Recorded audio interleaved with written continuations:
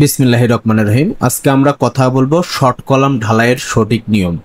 দেখেন আমরা এখানে একটা বৃষ্টি হচ্ছে, তার ভিতরে শর্ট কলাম করতেছি। দেখেন এখানে যে ভাইব্রেটরটা মারতেছে, ভাইব্রেটরতে পাতেল করে মারতেছে। আপনারা দেখে বুঝতে পারতেছেন কিনা আপনারা দেখেন, আমি গোল চিহ্ন দিয়ে দেখাচ্ছি। এটা ভাইব্রেটরতে দেখেন পাতেল করে মারতেছে। এটা আসলেই কখনো এটা সবসময় স্ট্রেট খাড়া করে ভাইব্রেটরটা মারতে হবে, তাহলে আপনি দেখবেন যে ভাইব্রেটর করার পর শাটারিং খোলার পর আপনার শাটারিংয়ে কখনো ওই হানিগম সৃষ্টি হবে না, বুদ বুদ ফাটল সৃষ্টি হবে না।